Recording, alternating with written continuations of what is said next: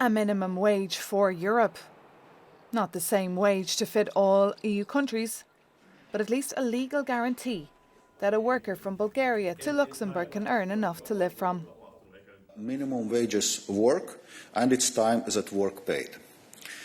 Since the financial crisis, those who earn the least have suffered the most in terms of not reaping the benefits of economic growth.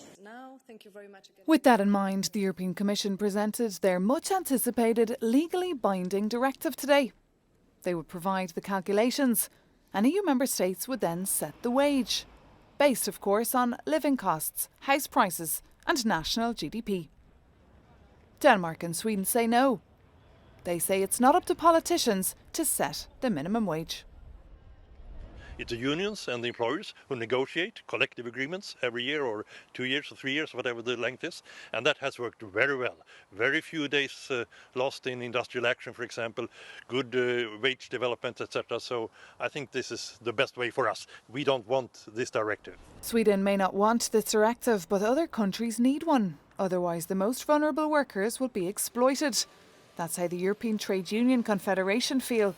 They say the best takeaway from this proposal is that collective bargaining would also become the norm in countries in the East. The workers throughout the European Union, and in particular in the East, are as productive as the workers in the West, but they're not getting their fair share.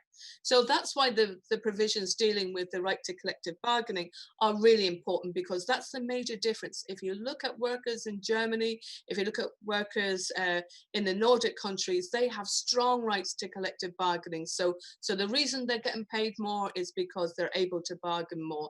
And that's why long range, that provision is going to be so important.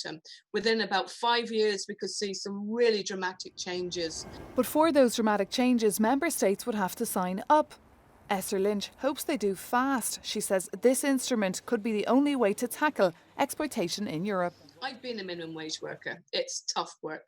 And I think it's really, really important that this directive isn't allowed to be put on the long finger, or that those forces who seem to be quite comfortable and want to keep exploitative low rates of pay as an option, that we put an end to that. The COVID-19 pandemic has shown that those on the front line who work the most often earn the least.